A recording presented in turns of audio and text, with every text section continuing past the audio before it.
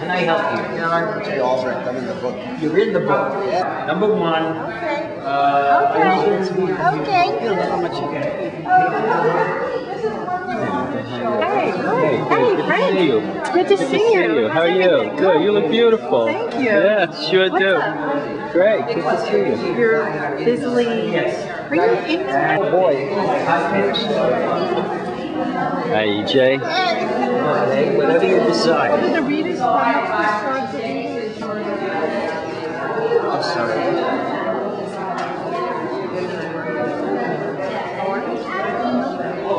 Hi, Galia. How are you? Good.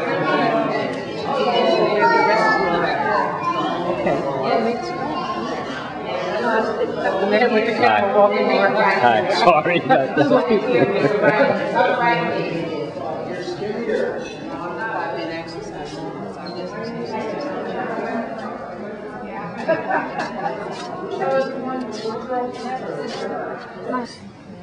This is my wife, Lori. This is my daughter, Kelly. Hi. Hi.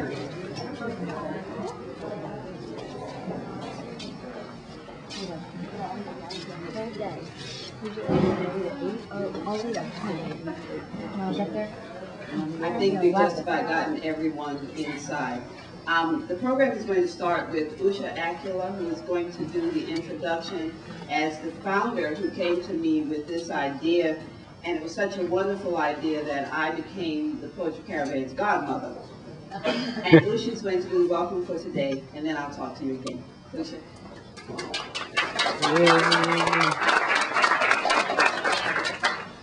I have to confess, now that the anthology is here, I thought I should be dressed in shield and armor because I didn't know what would be coming. But I see a few smiles, so I'll just launch ahead. I welcome all of you to the celebration of Encompass. Encompass is the literal and figurative expression of the mission of the Caravan, to bring poets and poetry to people in our community who cannot reach poetry on their own. Compass is a travel instrument indicating direction, and to encompass is to encircle, embrace, and include. My hope in launching the Caravan was to create a community of poets. Perhaps even deeper than that lies the angst of an immigrant in search of community, belonging, and home.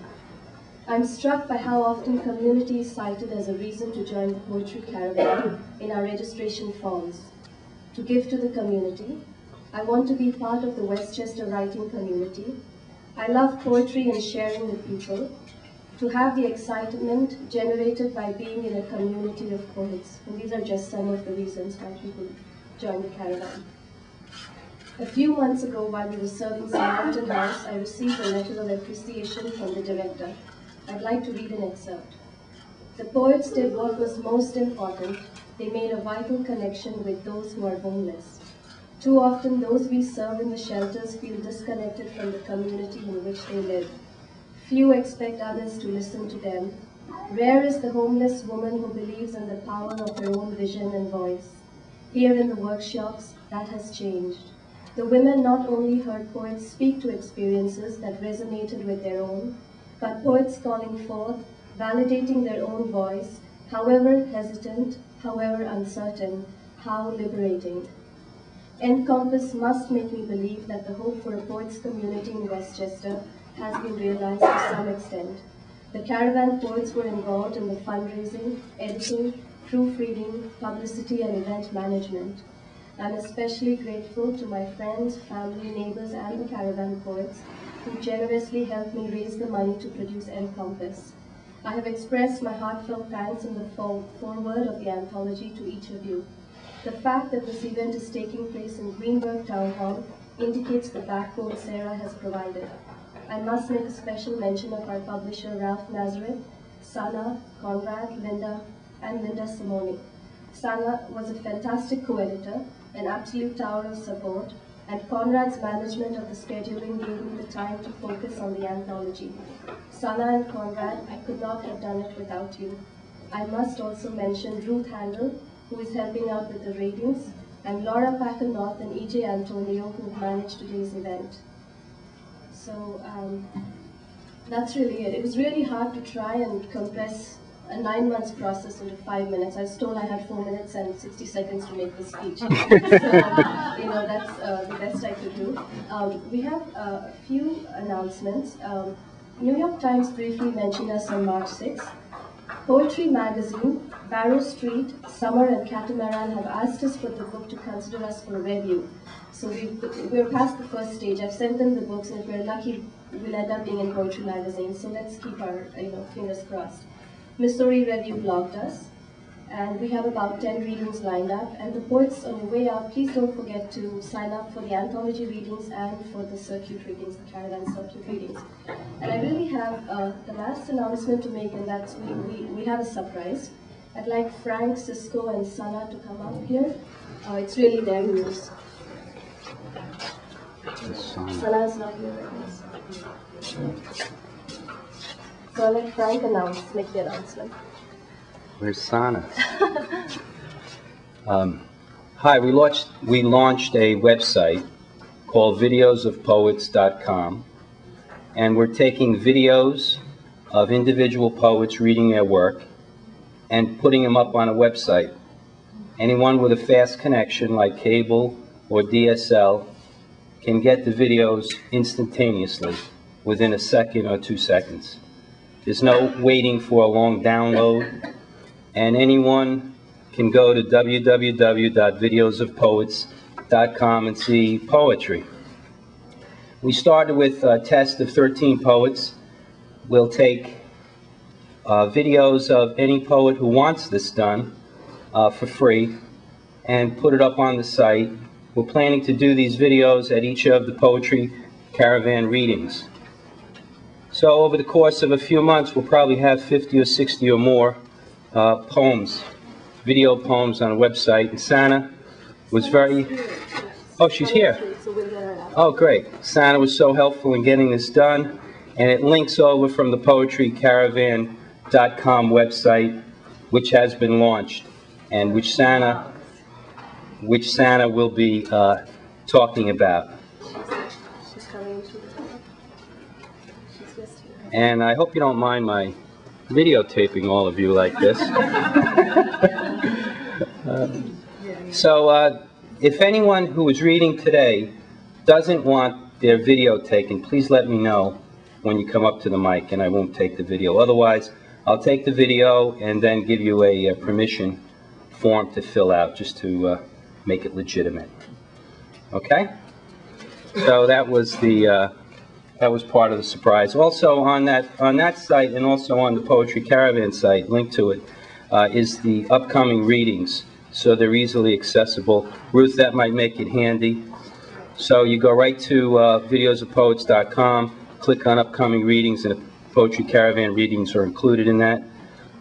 And there's also a master list of all the poets with photograph, name, and we'll put contact information. So here's Sana.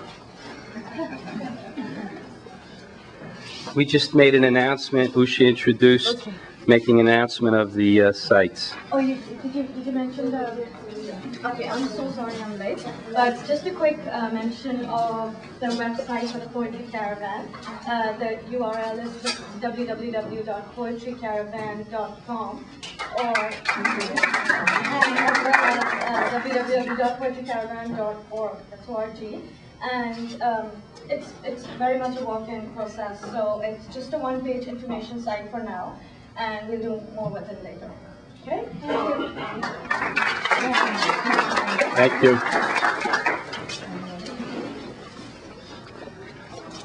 Good afternoon, everybody. My name is E.J. Antonio. Many of you received emails from me asking you to volunteer at the table and to come read today.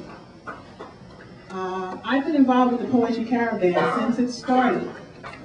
Usha got me about 2 years ago after one of the Greenberg Poetry Contests, said, would you like to volunteer? And I was like, sure, why not? Little did I know. But in all fairness, I have had a wonderful time being part of the Caravan. I really enjoy going into the nursing homes to read.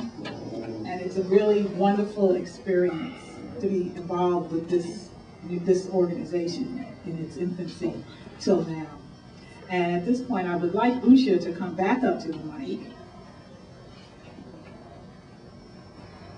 so that I could present you with this bouquet of flowers from the poets of the Poetry Caravan for your ceaseless work to this endeavor.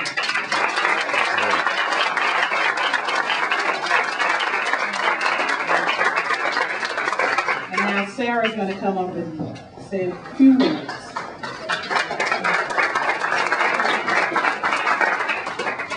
I like to tell people that I have one of the best jobs in Greenberg. I simply have to listen to people bring me good ideas and do what I can to help them accomplish their dreams. What we're seeing today is really the result of a dream. They say you throw your hat over the fence and then the rest of you will follow. It has occurred because Usha was determined to make this happen. I need not tell you that an event like today just happens. There is much that goes on behind the scenes to make it happen. The Poetry Caravan, to have poets show up at places, requires a lot of work that precedes it. And I am very grateful that Usha has followed through with the work that it takes to make this happen. We are very grateful to you, Usha. And if we can get some funding, we can expand this program. I must tell you that on Saturday, I had a phone call from an elementary school in Yorktown who had seen press on the event. They wanted to know, did the Poetry Caravan come to the schools? So there is a desire for this. All of you poets have a voice. Your voice is being heard through this caravan.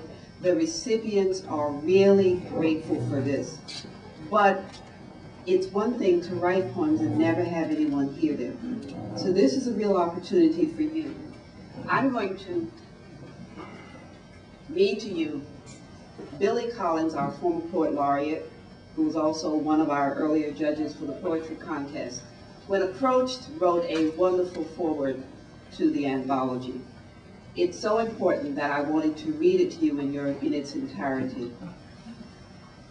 It is one thing to write poetry and hope, as poets are likely to do, for an audience. But it is quite another to seize the initiative and take poetry to an audience, to locate and address an audience of people for whom poetry is not ordinarily available. The poets who support and foster the work of the Poetry Caravan are doing literary missionary work by bringing poetry into the lives of the often alienated residents of assisted living centers, women's shelters, senior centers, and similar institutions. The choice of Caravan for a title suggests poetry that moves from place to place instead of passively sitting still, waiting to be recognized. Here, poetry comes to its listeners and is delivered personally, a kind of words on wheels. I leaped at the invitation to add some words of introduction to this collection of poems by the Caravan poets and their workshop members, not only because it struck me as an unambiguously good cause, but because my own father, who lived to 94, spent the last 4 years of his life at Springbrook Manor Nursing Home, which is one of the stops on the route of the Poetry Caravan. He resided there before the caravan started rolling, so he never had the advantage of listening to this chorus of itinerant voices. But I was always grateful to the many volunteers who would visit the residents to sing, tell stories, show dogs, and do any number of things to entertain the residents who were so clearly in need of stimulation and whose gratitude was palpable. Gathered in this book as a record of their work and a tribute to it is a lively collection of poems by the Caravan poets and some of their workshop students.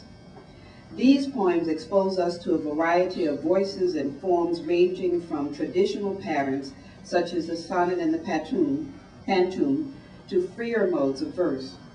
The poems also remind us that in the realm of imaginative poetry, anything is possible. You will find here a poem that has 3 layers, a poet who turns into a slowly spinning mobile, a poet who walks on glaciers, and a poet who has a close encounter with a moth. The job description for a poet is not a demanding one. In fact, some wag once remarked that the hardest thing about being a poet is figuring out what to do with the other 23 and a half hours in the day. But one requirement is vigilance. For poets are observant writers who feel compelled to keep a running record of their experience, a kind of ship's log of their voyage through life. In this collection, poets pay keen attention to, among other things, a treehouse, an orange picker in Gaza, a calendar, and a painting of Picasso's. And there are a lot of poems about dogs. Glancing through this little anthology will also remind you that poetry offers the possibility of being playful and serious at the same time. A poem may have a grave subject, but the poet is always at play with the language. And by this joining of moods, the reader is doubly engaged.